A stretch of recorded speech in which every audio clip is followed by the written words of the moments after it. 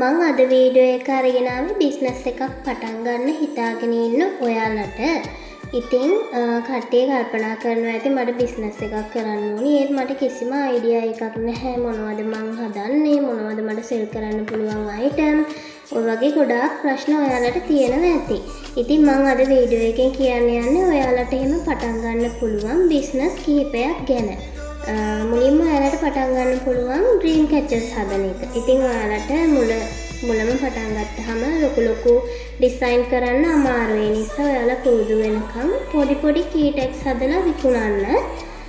ඉතින් ඒවා ගොඩාක් දෙනෙක් ගන්නවා, ෂොප් වලට එහෙම ගොඩාක් අය ගන්නවා. ඉතින් ඒකෙන් පටන් අරගෙන පුරුදු වෙලා ඊට පස්සේ ඔයාලට පුළුවන් ලොකු ඩිසයින් කරන්න.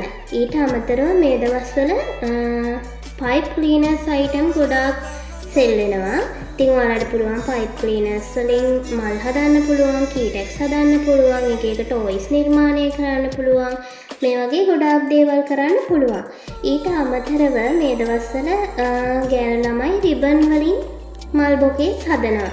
ඉතින් ඔයාලට පුළුවන් රිබන් වලින් ලස්සනට රෝස් මල් එහෙම හදලා ලස්සනට පැක් කරලා ඒවා සෙල් කරන්න. ඊට පස්සේ තව ඔයාට පුළුවන් රෙසින් අයිටම් හදන්න. මුලින්ම ඔයාලට පුළුවන් රෙසින් ටිකක් අරගෙන මෝල් ටිකක් අරගෙන පොඩි කී ටැග්ස්, බුක්මාර්ක්, ඉයරින් ඔය වගේ දේවල් හදන්න පටන් ගන්න පුළුවන්. සුයිමාලි තව ඔයාලට පුළුවන් බේස්ලට් හදන්න. ඉතින් දැන් ගොඩාක් ගෑල් ළමයි බේස්ලට් දානවානේ. ඉතින් ඔයාලට පුළුවන් ලස්සන පබ්ලු අරගෙන බේස්ලට් හදලා සෙල් කරන්න. ඉතින් මේවත් ගොඩාක් ගෑල් ළමයි ගන්නවා. ඒ වගේම ෂොප් වලටත් ගොඩාක් මේ දවස්වල බේස්ලට් අයිටම් ගන්නවා. ඉතින් මම මේ කියපු දේවල් එකක්වත් ඔයාලට හරියන්නේ නැහැ කියලා හිතෙනවනේ. ඒ කියන්නේ ඔයාට මේව කරගන්න ටයිම් එකක් මදි. මේවා ඉක්මනට පුරුදු වෙන්න අමාරුයි. එහෙම කියලා හිතෙනවා නම් ඔයාලට පුළුවන් පිටකොටුවේ ගිහිල්ලා මොනවා හරි අයිටම්ස් ටිකක් අරගෙන ඇවිල්ලා පේජ් එකක් හදලා ඔයාලට ඔන්ලයින් සෙල් කරන්න පුළුවන්. ඉතින් ඔයාත් බිස්නස් එකක් පටන් ගන්න එක කල් දදා ඉන්නවා නම් එහෙම කරන්න එපා. ඔයාගේ අතේ තියෙන කීයකින් හරි මුලින්ම ඔයාගේ බිස්නස් එක ස්ටාර්ට් කරන්න. ඊට පස්සේ ඔයාට පුළුවන් ටික ඕඩර්ස් අරගෙන සල්ලි එකතු කරලා ඔයාලගේ බිස්නස් එක ලොකු කරගන්න.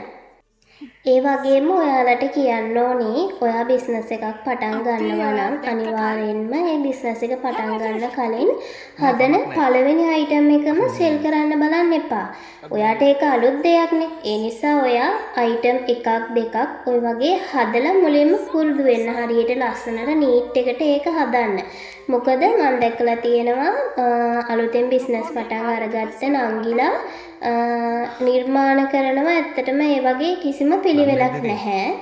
ඒ වගේම හොඳට ලස්සනට නිර්මාණ කරන අයත් ඇත්තටම තමන්ගේ මහන්සියට තමන් ගත්ත බඩුවල වියදම කවර වෙන මේ කිසිම දෙයක් ගැන හිතන්නේ නැතුව ඕඩර්ස් නැහැ කියලා අඩුම මුදලකට ඔයාලා ඒ කියන්නේ ඒගොල්ලෝ හදන ඒවා විකුණනවා. ඇත්තටම එහෙම කරන්න එපා. තමන්ගේ මහන්සියට වටිනාකමක් දෙන්න.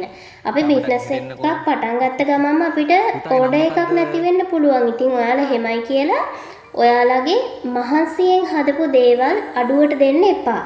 ඒ වගේම ඕඩර්ස් නැහැ කියලා අතාරින්නත් එපා ඔයා පටන් ගත්ත බිස්නස් එක. ඉතින් ඒක දිගටම කරගෙන යන්න ඔයාලා ලස්සනට නීට් එකට ඔයාලගේ නිර්මාණ කරනකොට කට්ටිය ගන්නවා අනිවාර්යෙන්ම. ඉතින් ඔයාලට පුළුවන් පේජ් එකක් හදලා ඔයාලගේ පෝස්ට් දාන්න. ඒ වගේ මාකට් ප්ලේස් එකේ, TikTok එකේ ඔය වගේ මේ ඕනිම දෙයක වීඩියෝස් කරලා ෆොටෝස් ගහලා දාලා අයිටම් සෙල් කරන්න පුළුවන්. ඉතින් මං හිතනවා මේ වීඩියෝ එකෙන් බිස්නස් එකක් පටන් ගන්න ඉන්න ඔයාට අයිඩියා එකක් එන්න ඇති. ඔයා මොකක්ද කරන්න ඕනේ, මොන වගේ දේවල්ද සෙල් කරන්න පුළුවන්, ඒ වගේ ඔයාලට ගොඩක් දේවල් හිතා ගන්න පුළුවන් වෙන්න ඇති. ඉතින් වීඩියෝ එක හොඳ නම් වීඩියෝ එකට ලයික් එකක් දාන්න. ඒ වගේම ඔයාලට දැනගන්න මොනවා හරි තියෙනවා නම් වීඩියෝ එකට කමෙන්ට් එකකුත් දාන්න.